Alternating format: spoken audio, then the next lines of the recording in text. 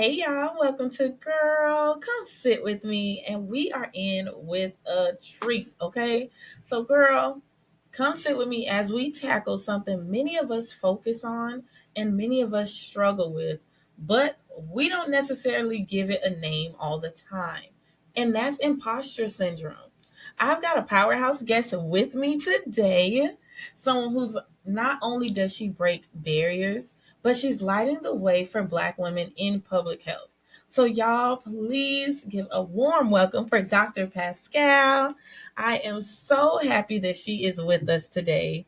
Y'all, when I tell y'all, she does so much work with her business, Health Equity Yeah. Innovations, and the Black Women in Health and Public Health Connect Collective. Her work is unmatched, and I just can't be more excited that she's here.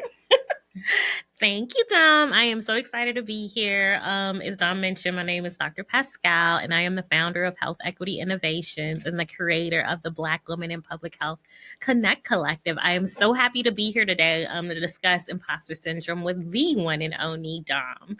Yes, girl, thank you so much. So I it was one question that just kept popping into my head repeatedly when you and I first decided that this is what we were going to discuss today.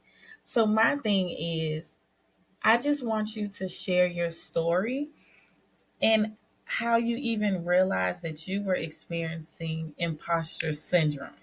Yeah. That's a deep question, Dom. So I think for me, first off, let me say, like most people of color, black women and men, experience imposter syndrome. But I think for me, imposter syndrome, I recognize that I struggled with imposter syndrome most likely during my dissertation, when I was doing my dissertation, or my doctoral program for public health. And so I think there was always that sense of, I'm breaking barriers for my family, right? I'm the Mm-hmm. first, the only to pursue a doctorate in public health, and so it was just like, do I belong, right? And then Mm. most likely, with Black women, yes, we're the ones who were the most educated now, right? But when you're in these spaces, universities and colleges, you're the minority, right? And so Yes. at the time, I was at the University of South Florida, and there Okay, weren't many of us. USF. Yes, USF. I am a bull, a two-time bull, Northwestern and USF. And Oh, yes, I can't escape the Bulls. no, you cannot. Oh. And so for me, there was always this questioning of like, am I enough? Can I do this? Right? Not having the Yes. blueprint. I was the blueprint, right? And also there was this whole thing of perfectionism, right? So most people who And do that's an imposter in itself. exactly. Imposters, perfectionism is like a one of the signs of like imposter syndrome. There's like there's perfectionism, there's the Mm-hmm. superwoman syndrome, there's the soloist, like those who don't know how to ask for help. And I think there are two more that I'm missing. And so for me, I was like I'm still a perfectionist, right? And why is that, right? It's because I've always had to measure myself against the white standard, right? The white is the norm. Mm-hmm. You're always like measuring yourself up against white people. Like if so and so could finish their dissertation in 3 years, why can't I? Why can't I? Right. Mm-hmm. That But part. not recognizing that so and so has like, so, and when I say so and so who's like a white woman, they have like so many different privileges that I don't have as a Black woman, right? And so I'm competing against the privileges that this white person has to, meet this particular objective. And because I'm competing against them, there's that sense of like, am I enough? Can Mm, I do this? Like, am I that worthy part. of this and all this? Mm-hmm. So I think, yeah, for me, I really recognize that I suffered from or was experiencing, I don't want to say suffered from, but was experiencing imposter syndrome as I was finishing up my doctoral dissertation. But there are other factors too, like within the workplace. Mm-hmm. Um, That's another one. Yep. yes. And I can go on and on and on about it, but within the workplace, you're the only one, right? Mm-hmm. And so you're always, trying to make sure that you don't mess up, you don't slip up, Yes. in That these part. white environments. Mm-hmm. So yeah, I think probably even, I'd venture to say probably even before the dissertation when I was working in predominantly white spaces, within the health department, in Florida, but I didn't know what it was called. Yes. We don't have a name for it sometimes. We Exactly. know, we understand that we're feeling a particular way, but we don't necessarily have the tools or even just the knowledge to put a name on it. Exactly. Yeah. And think about what we're taught as we grow up. As little black girls, they tell you, hey, or even black children in general, they tell you, you have to be better than everybody else. Right. You see how they can get away with mediocrity or whatever the case may be? You are not allotted that same amount of grace. Not only do you have to do what they do, but you have to do it 3 times, 5 times, 10 times better than them. Yep. And that's pressure. It is. Even, I can even say now, like within I work for like this national public health nonprofit organization, and where my department is, 2 Black women leading this department. So there's always this pressure of like, we can't mess up. Right.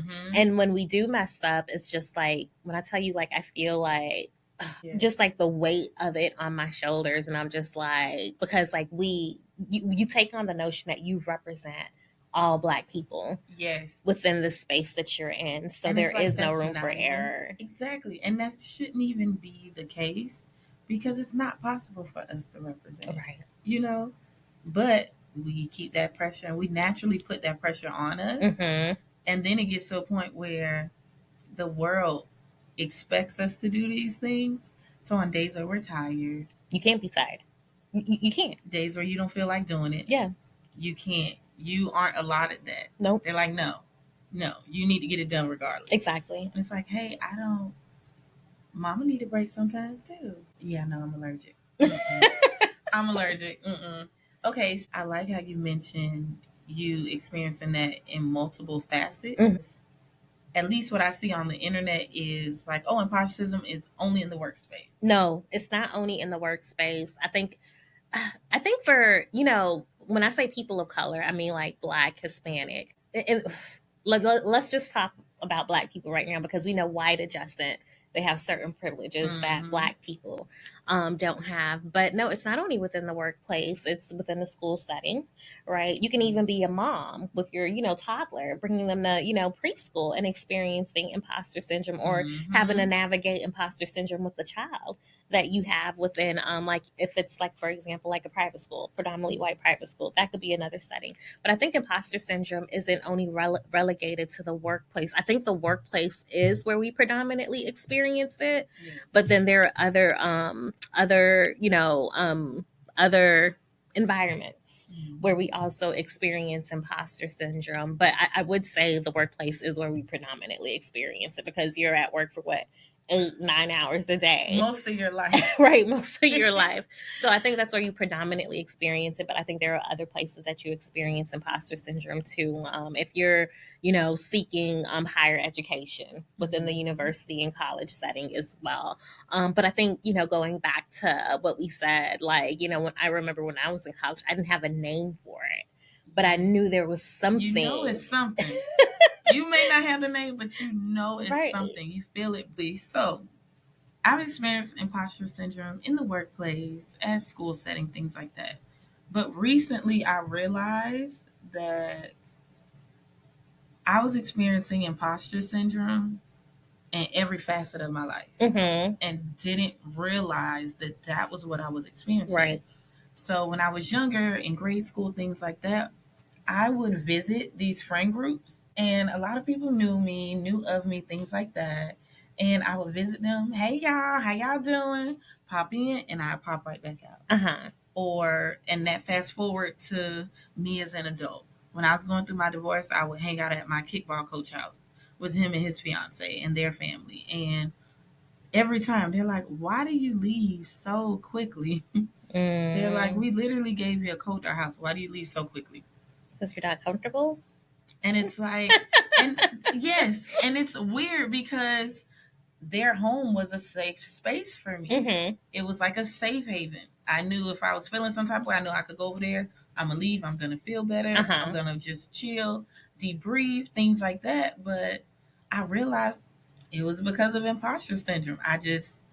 It was difficult for me to understand that I belonged. Makes sense.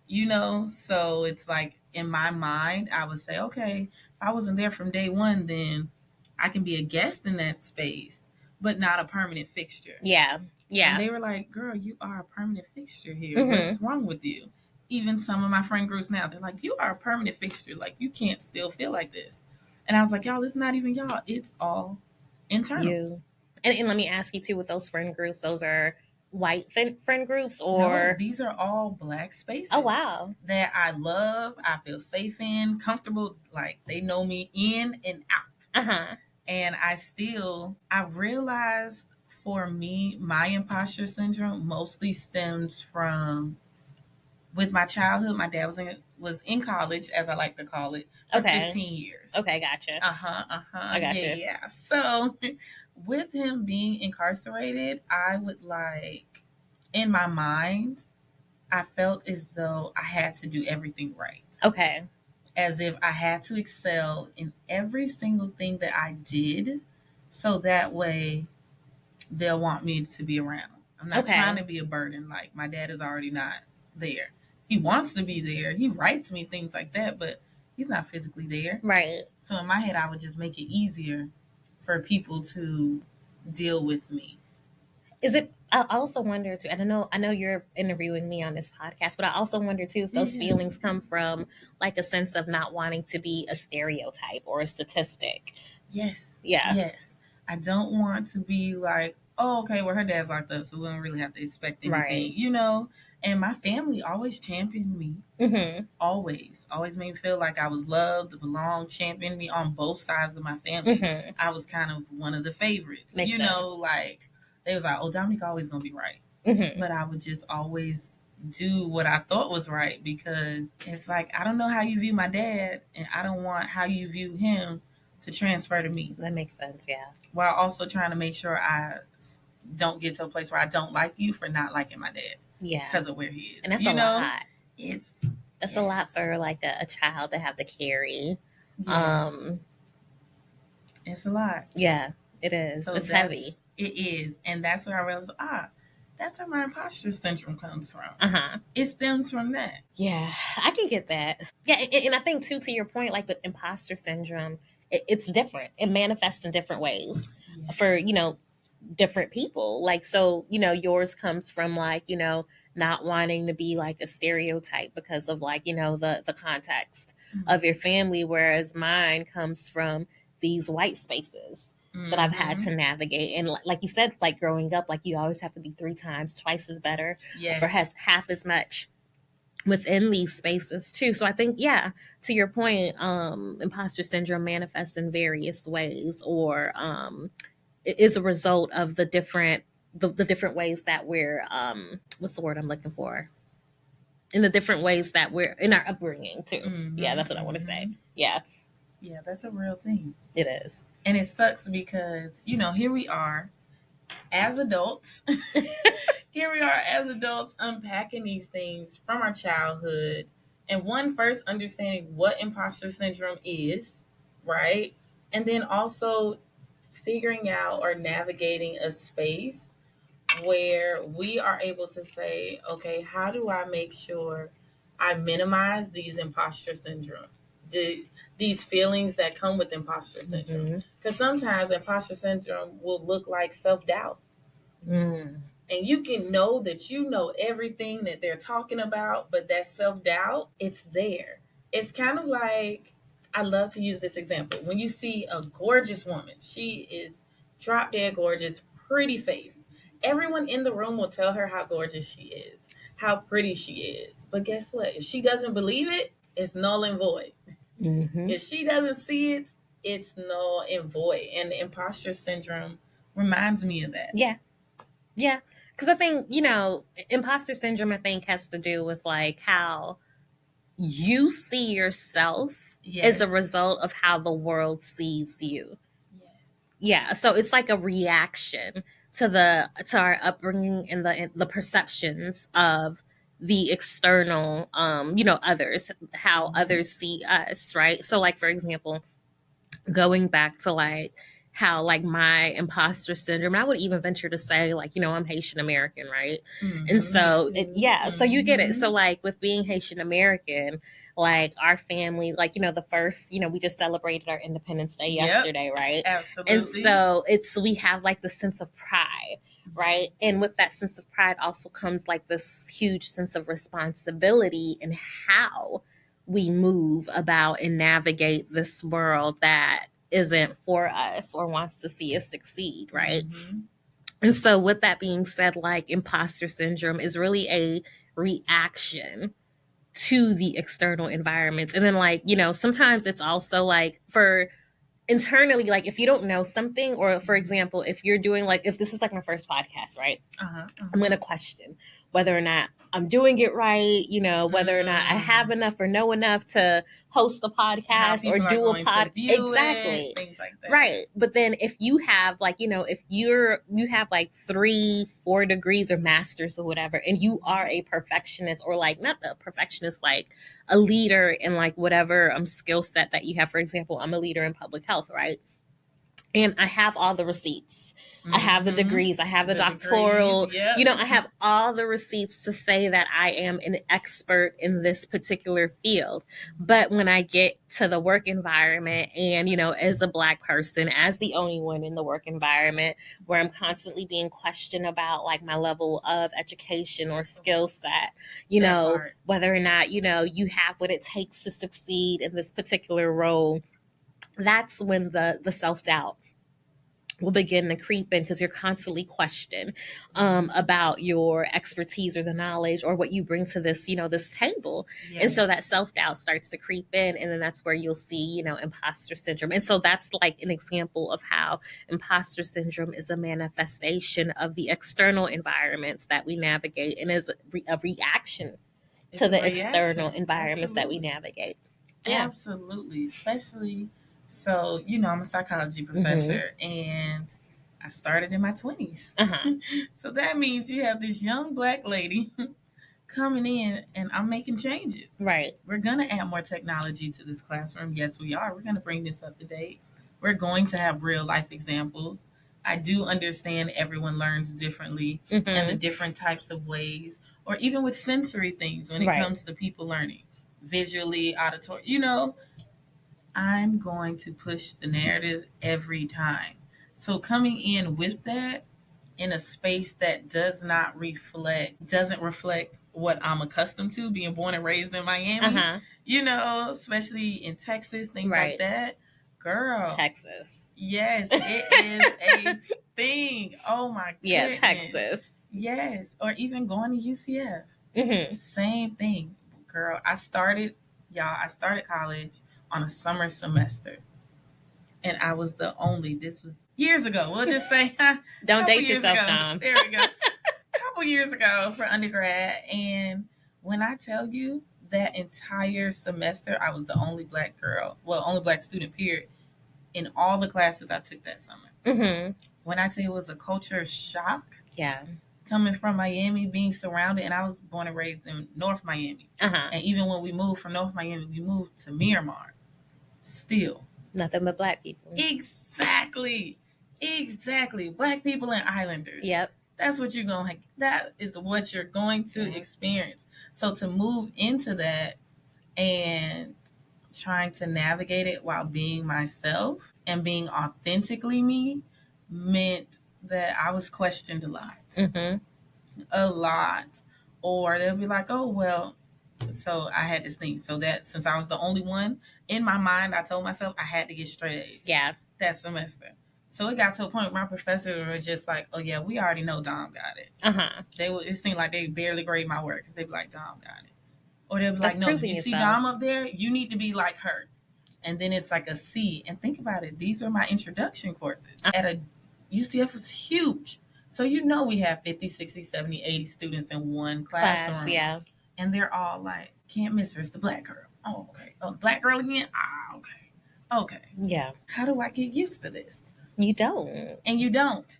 That is the thing. Yeah, you don't. You don't. It's almost as if you just have to up your self-worth, in a sense, and talk to that person in the mirror. What Cat Williams say? Talk to that star play in the mirror.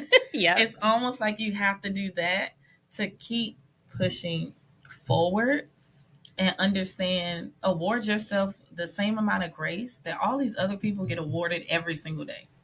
Yeah, I think grace is very important. in addition to grace, I would say, like, your you say Cat Williams, I think about Issa Rae. Like, Oh yes, yes, when she be in the mirror just like hyping up herself, right? yes. And so I think, like, for me, it brings back like those words of affirmations. Mhm. How you speak to yourself matters when navigating these spaces. And then also, like, reminding of yourself that, I am a daughter of the Most High, right? Absolutely. So can't nobody, bring me down, or, Mm-hmm. lower, my self-worth too. So I think for me, when navigating these spaces, I always have like words of affirmations, and also reminding myself, going back to the Bible, reminding myself that I am a daughter of the Most High. And then in addition to that, like thinking about the your inner circle, like your Yes. board of directors, right? Your Mm-hmm. sister groups, your tribe, right? And 9 times out of 10, because people like to surround themselves with people who look like them, right? 9 times out of 10, your Mm-hmm. tribe is gonna be reflective of you, You. right? Mm-hmm. And so your tribe, Absolutely. a good tribe, is one that's uplifting you and is like Mm-hmm. speaking positively to you when you're navigating imposter syndrome. So I think those are like, some ways, in addition to like giving yourself grace, some ways to better navigate imposter syndrome, because it's not something that we'll ever get over. Um, Especially as high achieving Black women navigating white spaces, you're always going to Right. have to experience, you'll always have experiences of imposter syndrome. But I also think it's important to recognize that you are not, in fact, an imposter. Yes, It's you're just meant that, to be there. yeah, you are meant to be there. Like, you should be able to belong. And if that table, if they don't want to pull up a seat for you at that table, create your own table. Mm-hmm. Yeah, I think that that's something that we can't be afraid to do, is Black women and men.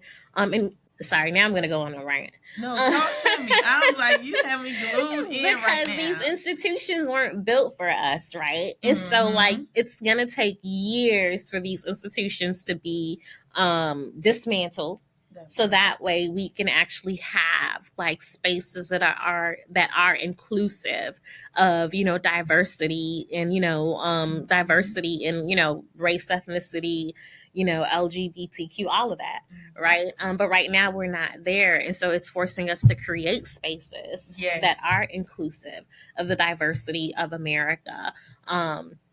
But it's going to take some time, and I think we have to not be afraid of, like, if this place is no longer serving you or was never meant to serve you, let me Mm-hmm. create a space that does better serve me and the people who look like me or who might be experiencing these same challenges. Yes, we have to find our tribe and we have to find our people Mm-hmm. because sometimes we can get burnt out Yeah.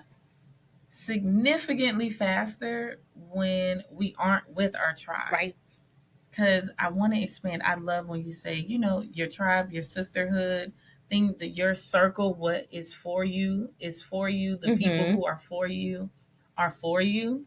So I love when you mention making sure these are the same individuals who are going to uplift Yep. you.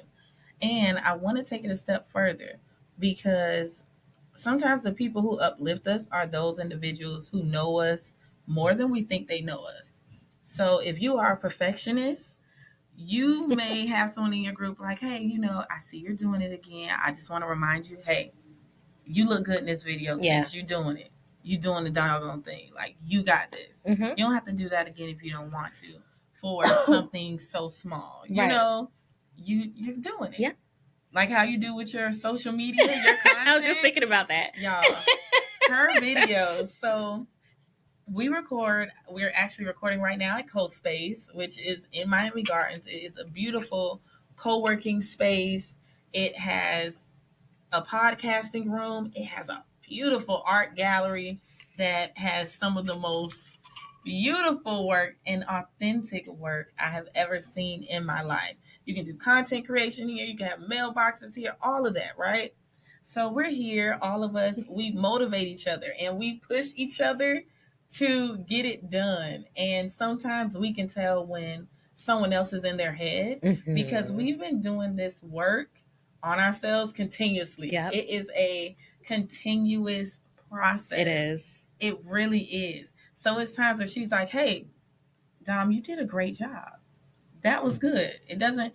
You girl, you told me, y'all. She told me she was like, perfection is overrated.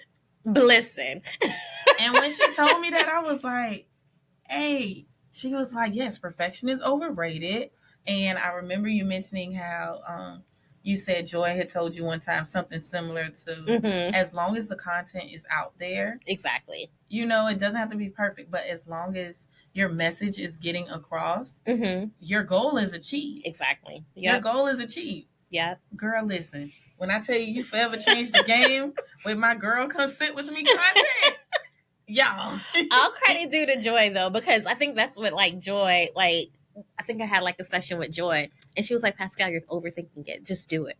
Right. And then so like once I became comfortable with doing like my reels or whatever, y'all literally just to do one reel, it would take me an hour because that was the perfectionism and me coming out. And then after I was just like, girl, no, you are wasting time. Just one and done and get it out the way. And ever since then, it was just like, yeah, perfectionism is overrated. And 9 times out of 10, the things that you're nitpicking at, people aren't going to even recognize. It's the message that they're receiving that they'll take with them. So yeah, perfectionism is overrated. And it's funny because it's interesting because everything still is circling back to imposter syndrome. You know, wanting to feel like, oh, this has to be perfect in order to get out because I represent woo, woo, woo, or this group of people, or because true. I am this person, or you know, I am like with you are a Black woman with the doctoral degree, you know, so I feel as though there's certain pressures. I felt pressured even when I got my master's. I was like, wait a minute, it's adding pressure instead of alleviating the pressure. I think that's like a hard truth. The more degrees we have as Black women and the higher that we go up in like, you know, our careers, the more pressure we experience and the more imposter syndrome or, you know, the more feelings of being an imposter that we experience. Yeah, I think that's just a hard truth and a hard pill that we have to swallow. But with that hard truth and that hard pill that we have to swallow, I think there's, you know, again, going back to how do you navigate it to make sure that you're not, you know, who you authentically aren't being, isn't being chipped away piece by piece, too. But yeah, yes, it's almost like a double-edged sword. Like having these degrees, because someone put it to me like this, right? We're trying to break the glass ceiling, right?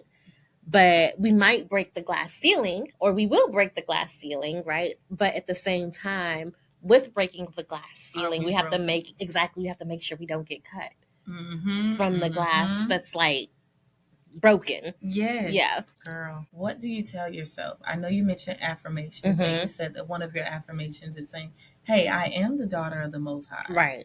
But what are some other affirmations that hit home for you that really gets you out of that space and reminds you like, hey, I am that girl? I think for me, and this is something I'm going to give credit to Dr. Marvette Lacey, our dissertation coach. Yes. She used to always remind us that you are enough, you have enough, and you know enough. Okay. Yeah, she used to always remind us that, and I think that's stuck with me. You know, throughout anything that I've been doing since doing my dissertation, just that constant reminder that I am enough, I know enough, and I have enough. And I think that's also what like propelled me to like start my business. Like y'all, my business concept came to me 7 years ago before I even started my doctoral program, literally 2015. Yes, but I didn't feel like I knew enough. I didn't feel like I had enough, and I didn't think I was enough. Right. And so I delayed starting my business. Wow. Until I felt like I knew enough, had enough, and I was enough. But yeah, I think that's one thing, just constantly reminding me that I am enough, I have enough, and I know enough. And then two, just like reframing like those thoughts that tend to hold me back from achieving something.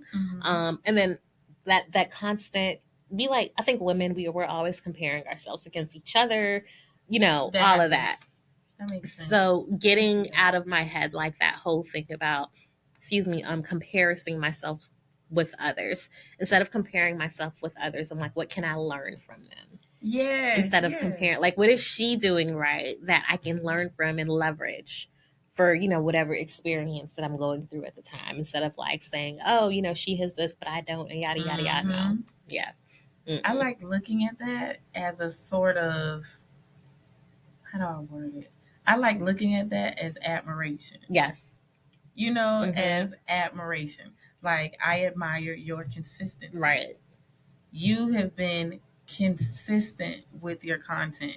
And it's nice because the part that inspires me is, yes, you're helping all of these people with your organization, with your business, but it's like watching you bloom. Does Oh, that make thank sense? you. Like, it's literally like just watching you bloom and continue to work on your business Yeah.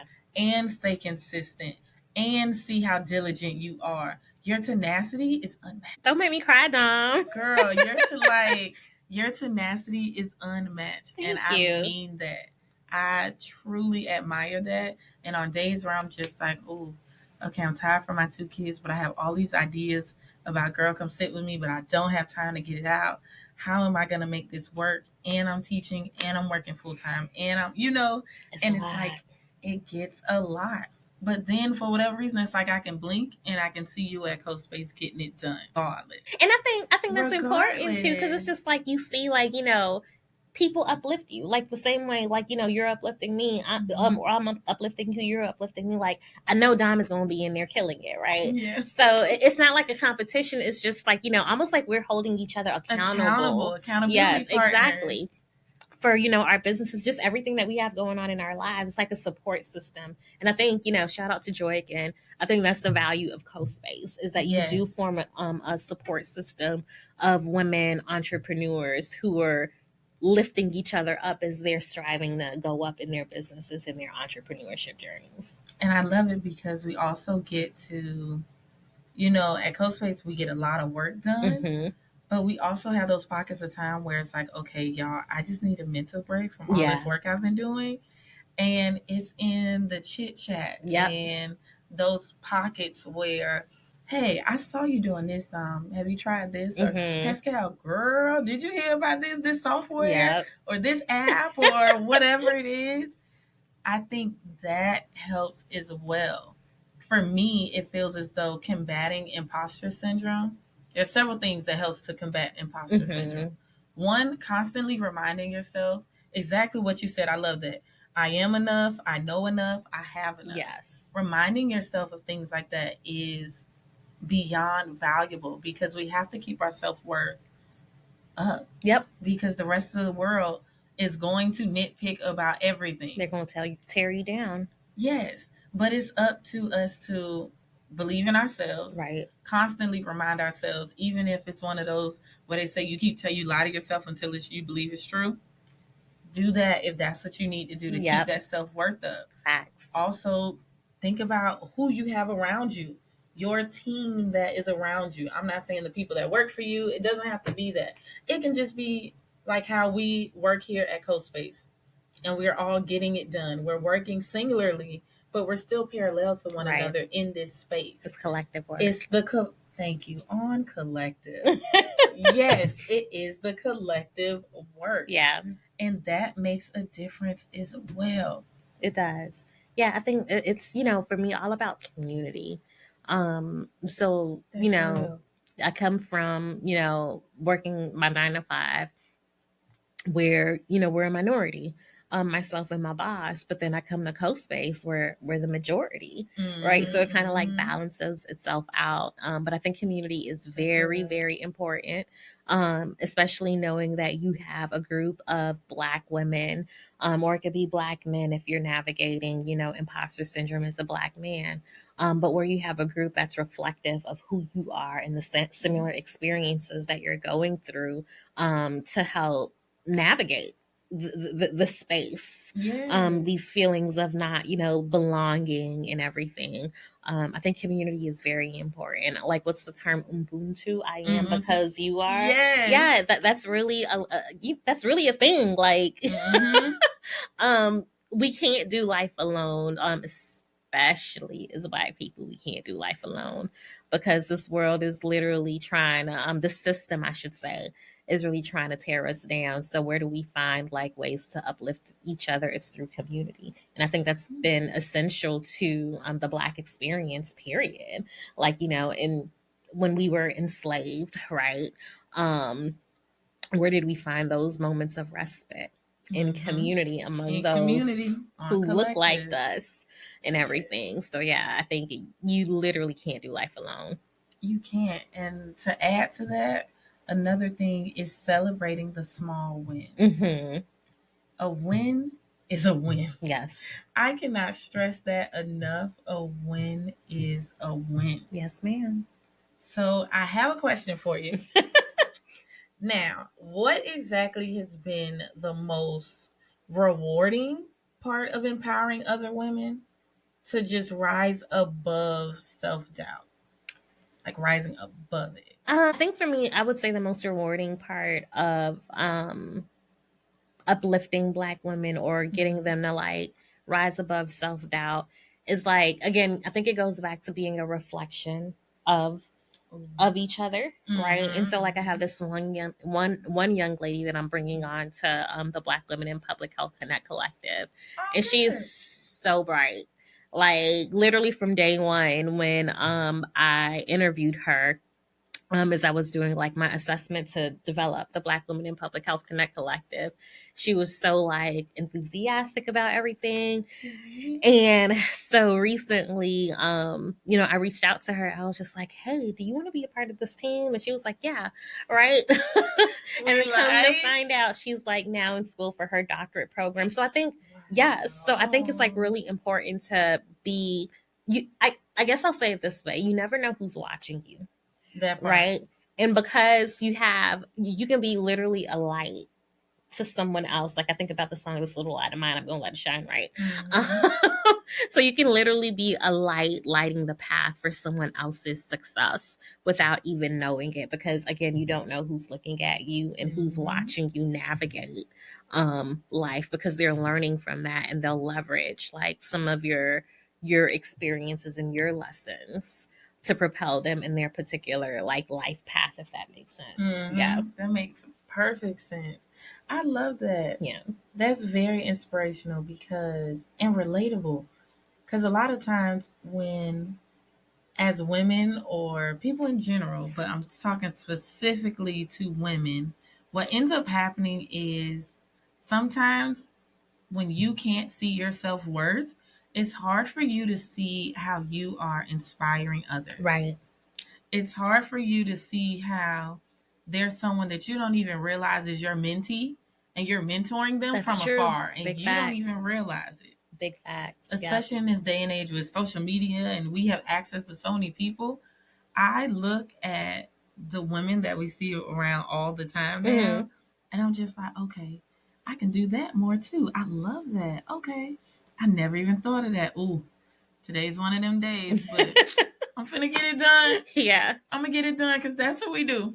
We gonna get it done. I'm focusing on this, Yep. So seeing that is just beautiful. It is. It It really really is. is. It's like it's impactful. Hmm. It's impactful. Yeah.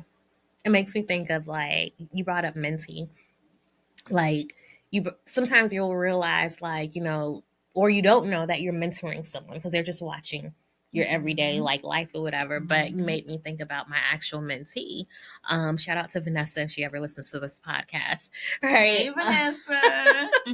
But she and I met. We went to see. Who did we go to see? It was actually in Texas. Okay, okay. Dallas, Texas. We met last September. Um, Jackie Hill Perry. Ooh. Yeah, we went to see Mm-hmm. Jackie Hill Perry with like a group of women in church. And she and I were roommates at the time, right? And so we were just chatting it up or whatever, right? And then she just like asked me, would you mind being my mentor? Right. Oh, I love And moments so like it's been that. a year and like some change. And I've been mentoring her. And like I remember starting off with having her identify her goals.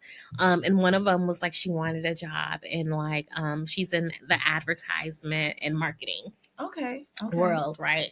And so just like from just seeing her growth, and now she's like literally she has a job in marketing and advertisement and everything, but just like seeing her growth Oh as it's like, and man. she's so young, she's so cute, 25, right? I remember when I was 25, Oh. right? And we really, at that age, it's like, oh, I know all of this. Yes, but she I think is like another example of uplifting Yeah. Black women, and just seeing how like she's come so far and still has so much further to go as a result of like our relationship and our dynamic. So yeah. And look, that's another person that you're putting out into the world. Yeah. In a sense. In a sense, yeah. As far as, because I feel as though with mentors, one, I'm glad we're touching on this actually, because someone did ask me one day, how do you get a mentor? And my answer to them was just ask. Yes, just ask. Yep. Just ask. Because a lot of times, especially once again, circling back to imposter syndrome, a lot of times, or sometimes, when we are in these spaces and we are the only ones that occupy these spaces, it's nice when someone's just like, hey, can you mentor me? Because it's like we have so much information. Yep. We're so knowledgeable about our particular fields. We want to share. We want to share we our do. knowledge. We want to share our wisdom. We love it because if we can get someone else who's younger than us to our level or further significantly earlier than how when we got there, what? Changing the game. Yeah. Changing the game. Yeah. And I think that's really important too, just as like Black women and Black men. It's like as we're climbing up the ladder, always remember who you're bringing up behind you, Yes. right? And creating those spaces so that way they have, and hopefully it's a safe space. Well, I pray that we're all creating safe spaces that are inclusive and diverse. But, making sure that you're creating a pipeline, I should say, Yes. of others to come after you Yes. is very important. And setting up, like, for example, like I think about like my boss, right? And maybe, just looking at it from externally, not being in her shoes, I can see how like maybe right now during her time in her position, it's not a safe space, right? But how can she create a more inclusive and safe space within this particular company for others that are coming up behind her? I love Yeah. that. And that it really goes a long way because I remember when I started in my 20s, and at the time, so my department head is a Black woman. And at the time she was the code department head. When I tell you, I remember I just asked her one day, I was like, I just walked up to her and was like, everything about you inspires me.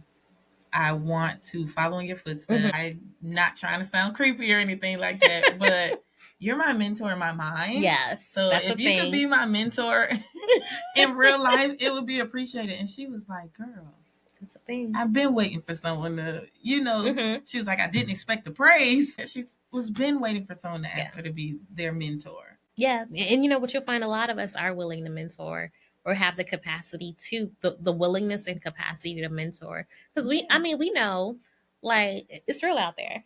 It is. If I could share my network with someone and share my contacts with someone, that is how we grow. Yep. I haven't been in Miami that long, and it's through these connections that I've had and us being willing to say, hey, Dom, I feel like you'll be great with this. Yeah. Hey, Pascale, girl, you'll be great for this. Let me share this content. Have you talked to this person yet? It goes a long way. It sure does. And it's a healthy reminder from others, once again, the tribe, that we belong here. We belong in these spaces. Why not have people who look like us in these spaces? Yep. And you also remind me of like Issa Rae's interview where she's like, sometimes we're so focused on networking up that we forget about networking across. Yes. And I think that's so very important because like, Dom is among like my board of directors, right? And when I say board of directors, like my personal life, professional board of directors, because your sister friend who's sitting right next to you can have like some knowledge and skill set that you don't have, right? To get you to the next level. So I think that's very important, is to network across, opposed to only networking up in whatever field you're in or like whatever life path you're walking in.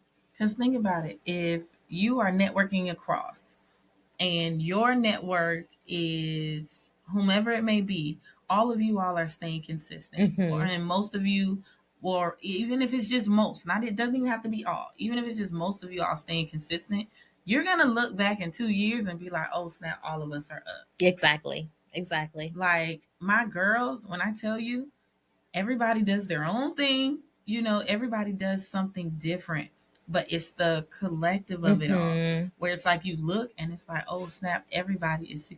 successful now. Yeah. And you look at it like, wow, We made it. we made it. Yes, we We made definitely it. did. So if you feel like an imposter, it means that you're stepping into your growth. Mm-hmm. You're stepping into who you are. There's a reason you have those chills.